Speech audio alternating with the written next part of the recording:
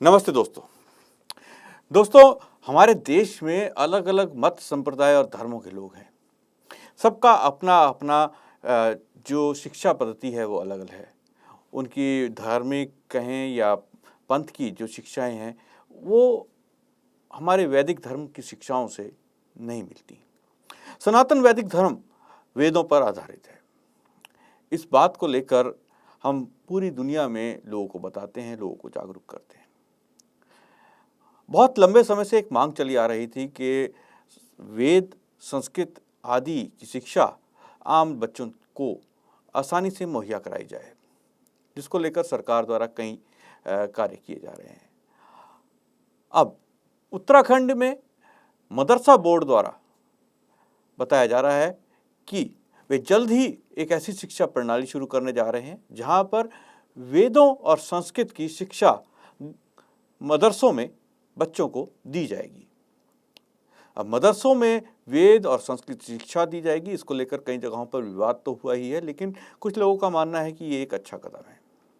इसी विषय पर आज चर्चा के लिए हमारे साथ मौजूद हैं जाने माने सामाजिक कार्यकर्ता श्री नरेंद्र आहूजा जी। आपका बहुत बहुत स्वागत है आहूजा जी।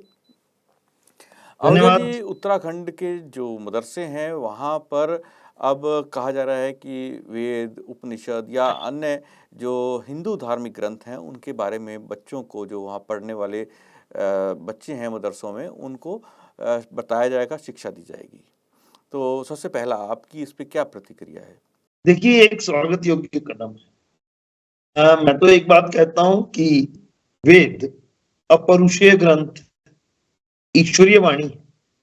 सृष्टिकर्ता परमपिता परमेश्वर ने वेदों का ज्ञान सृष्टि के निर्माण के समय, सृष्टि में रहने वाले समस्त प्राणियों के लिए, उनके लिए एक आचार संहिता के रूप में, एक नियमावली के रूप में, एक संविधान के रूप में दिया। एक बात और, ये ईश्वरीय वाणी होने के कारण हम एक बात और कहते, जानते, मानते हैं, वेद सब सत्य विद्याओं का पुस्तक है। अर्थात जो भी सत्य विद्या है वह केवल और केवल वेद से ही ली गई है। जैसा हम कानून में कहते हैं ना कि इनेबलिंग प्रोविजन उसका कहाँ है, तो वो एक्ट में है। एक्ट का कहाँ है?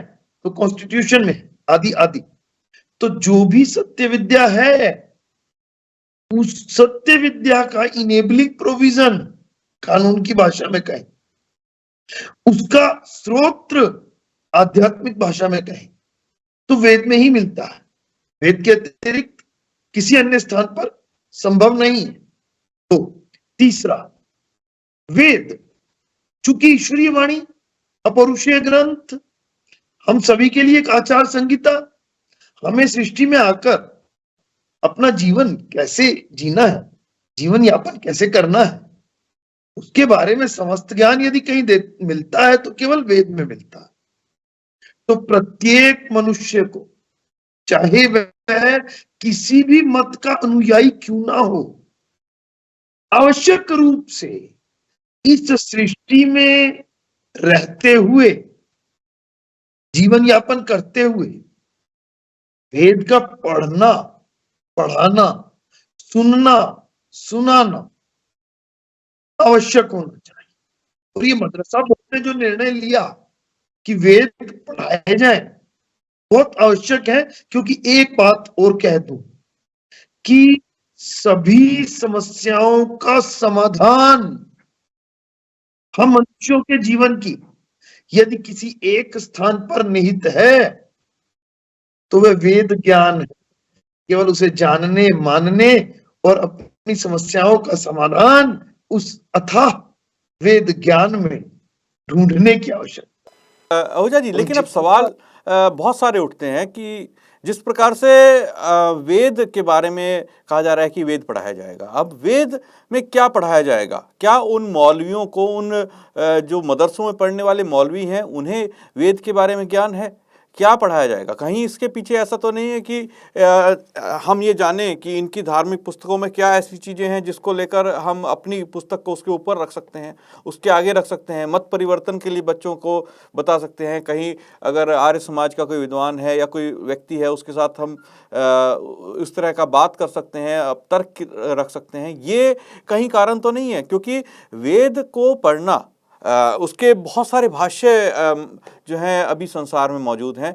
स्वामी देव दयानंद जी ने भी भाष्य बनाया, तो वो भाष्य भी है। कौन सा भाष्य पढ़ाया जाएगा, क्या पढ़ाया जाएगा, ये भी एक सवाल है। जहाँ एक और तो गुरुकुल में बच्चे वेद पढ़ने के लिए सालों लगा देते हैं, कितने दिन में वहाँ पढ़ाया जाएगा। ये बहुत सारी चीज़ें हैं जो अब सवाल खड़ा करती हैं कि आखिर किस तरह से पढ़ाया जाएगा। देखिए अमित जी, आपने जो प्रश्न किया कि कौन पढ़ाएगा, तो मैं अभी एमबीएन यूनिवर्सिटी में प्राध्यापक हूँ, प्रोफेसर। तो मैं यहाँ जिस विषय का ज्ञाता हूँ उसी विषय को पढ़ाता हूँ। जिस विषय के बारे में मुझे मालूम नहीं है तो मैं उस विषय को पढ़ा ही नहीं सकता। जिस विषय का जो प्राध्यापक होता है उसी विषय के बारे में वह ज्ञान देता है, उसी विषय को पढ़ाता है।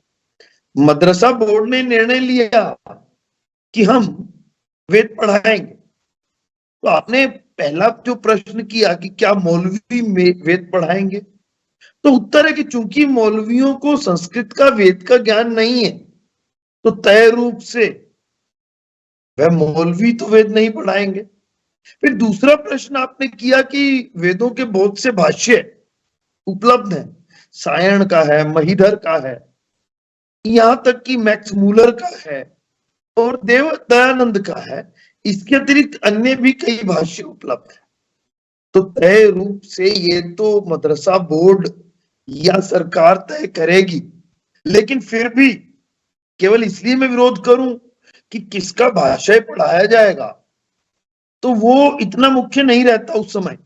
पहले हम एक प्रारंभ तो करें, धीरे धीरे फिर हम कहेंगे कि इनमें से जो सर्वश्रेष्ठ भाष्य है, जो वेद के मंत्रों का सही अर्थ देता है, जो सार्वभौमिक सार्वकालिक सत्य अपरिवर्तनीय ज्ञान देता है, ईश्वरीय वाणी को रखता है, तो वह भाष्य देव दयानंद का भाष्य है और उसी को मदरसों में पढ़ाया जाए।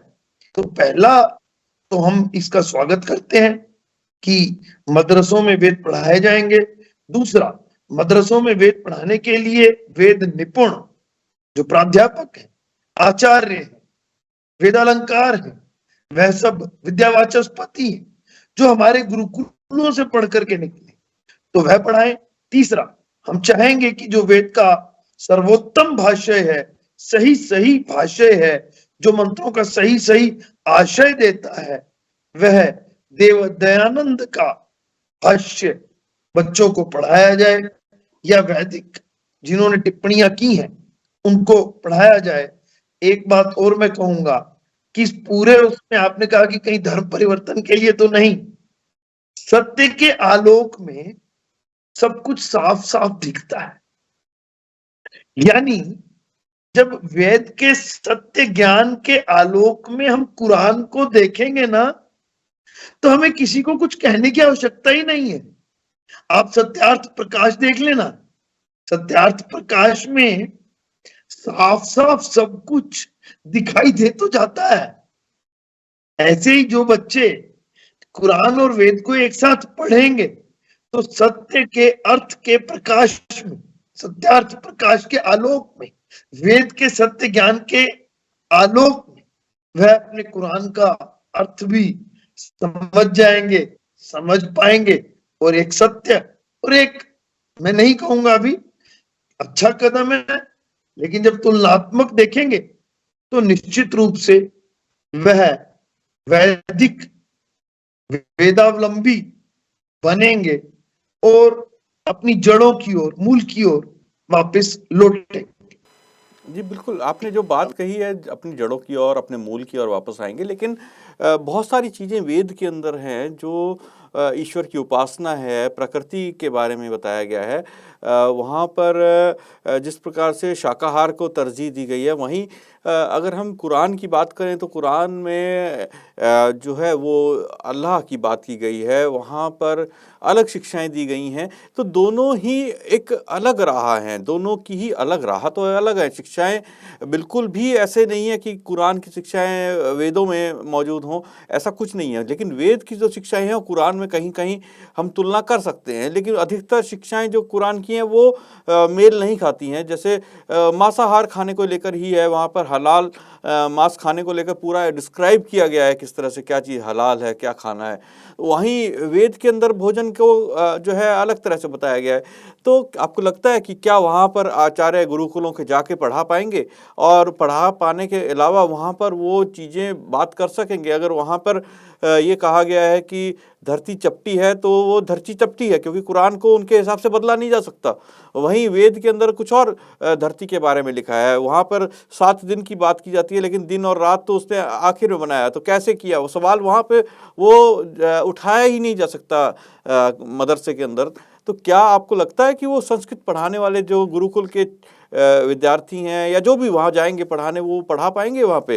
दूसरा, कहीं ऐसा तो नहीं है कि वेद को जानो, सीखो, समझो, संस्कृत को सीखो और उसको तुलनात्मक करके लोगों को बताओ कि देखो कुरान कहाँ अच्छी है, वेद कहाँ गलत है? नहीं, ऐसा संभव नहीं है। सत्य सत्य रहता है, चाहे हम एक प्रकाश है, चाहे एक बल्ब से आ रहा है, एक मोमबत्ती से आ रहा है, एक दीपक से आ रहा है, लेकिन प्रकाश तो प्रकाश है। और प्रकाश का स्रोत अंधकार का हमेशा हरण कर लेता है, और प्रकाश की हमेशा अंधकार पर विजय होती है। तमसो मां ज्योतिर्गमय। तो तय रूप से सत्य की असत्य पर विजय होती है। तो तय रूप से जब हम वेद और कुरान दोनों एक ही बच्चे को पढ़ाएंगे तो उस बच्चे को स्वतः समझ में आ जाएगा कि सत्य क्या है, सत्य ज्ञान क्या है। आज तक हम अंधेरे में रह करके जो पढ़ते रहे, देखते रहे, जानते रहे, उसके मुकाबले में बाहर की दुनिया में निकल करके देखते हैं और ईश्वरीय ग्रंथ को पढ़ते हैं, अपरुषीय ग्रंथ को पढ़ते हैं, ईश्वरीय वाणी को पढ़ते हैं, अपनी सभी समस्याओं का समाधान उसमें ढूंढते हैं, देखते हैं, पाते हैं। तो निश्चित रूप से वेद ज्ञान को लेते हुए वह स्वतः कुछ दिन के बाद ही कुरान से तौबा कर जाएंगे।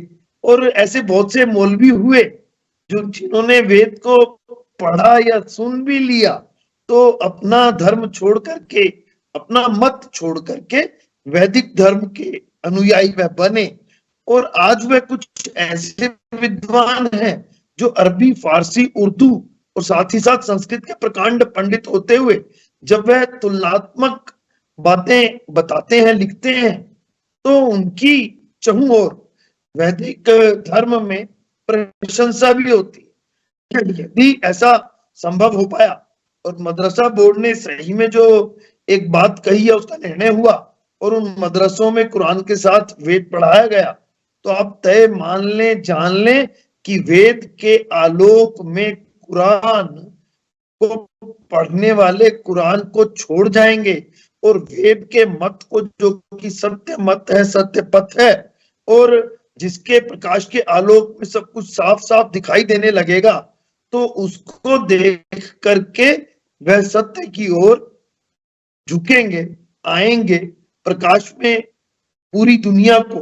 देखेंगे, तो उन्हें भी लगेगा कि दुनिया कहाँ की कहाँ पहुंच रही है और हम तो अभी भी कट्टरपंथी बने हुए। जी जी, बिल्कुल आपने सही कहा तो है कि हो सकता है, लेकिन अब एक सवाल ये उठता है कि जैसे कि इसी चर्चा में उठा कि बहुत सारे भाष्य हैं, मैक्स मुलर का भाष्य अगर पढ़ाया जाएगा या किसी ऐसे व्यक्ति का भाष्य पढ़ाया जाएगा जिसे खुद को ही वेद नहीं पता, तो वो क्या जो उन बच्चों को क्या सिखाएगा, वो क्या आगे उसकी बारे में व्याख्या करेंगे, उन मंत्रों की व्याख्या कैसे करेंगे? ये एक बहुत बड़ा सवाल है, क्योंकि इसको अगर मदरसों में लागू किया जाता है, वास्तव में एक अच्छा सराहनीय कदम है, लेकिन इसके पीछे क्या स्ट्रैटेजी होगी, ये एक देखने वाली बात रहेगी कि किस तरह से क्या पढ़ाया जा रहा है, क्या सिलेबस होगा, इस पे भी गवर्नमेंट को कंट्रोल रखना होगा।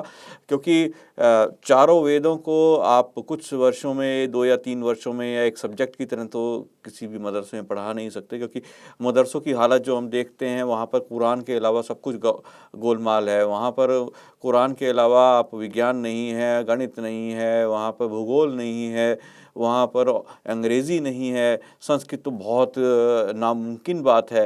तो ऐसे समय में, ऐसे परिस्थितियों में वहाँ के बच्चे संस्कृत सीख पाएँगे?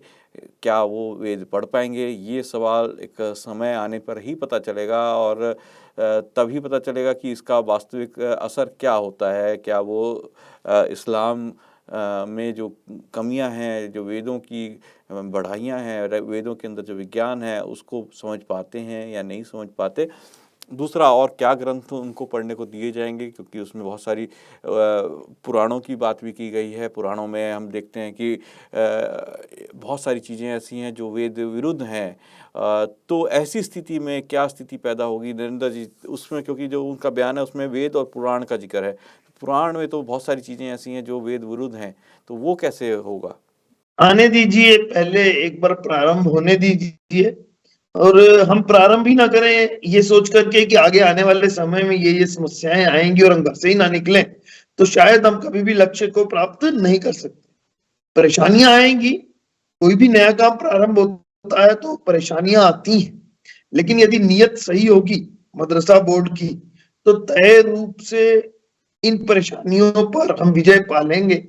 यदि वेद पढ़ाना मदरसों में प्रारंभ होता है, तो फिर अगला हमारा जो स्टेप रहेगा, जिसके लिए हम दबाव डालेंगे कि सही वैदिक ज्ञान दिया जाए और वही भाष्य दिया जाए जो सही है, और वह भाष्य है देव दयानंद द्वारा दिया गया भाष्य या वैदिक विद्वानों द्वारा दी गई टिप्पणियां। तो तय रूप से धीरे धीरे एक एक कदम रखते हुए संभाल कर हम इस रास्ते पर भी आगे बढ़ सकते हैं, ऐसा मेरा मानना है। अभी ऐसा जो निर्णय लिया मदरसों ने स्वागत के योग्य है। दूसरा, जो आगे के स्टेप हैं वो हम एक एक करके फिर उस पर चर्चा करेंगे।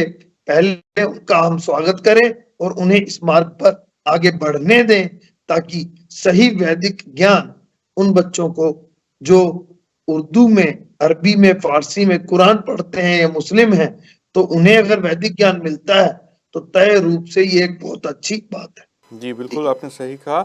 और आशा करते हैं इससे जो है उनके जो दिमाग में वेदों को, वैदिक सनातन धर्म को लेकर जो भी भ्रांतियाँ होंगी वो भी दूर होंगी, और जो जिस राह पर वो चलने की बात आती है कि मदरसों से जो आतंकवाद की और राह जो पकड़ते हैं कुछ बच्चे, कुछ लोग जो उधर की ओर निकल जाते हैं, तो उसमें भी कमी आएगी, उनकी विचारधारा में भी जो है सुधार आएगा, कट्टरपंथी विचारधारा कम होगी।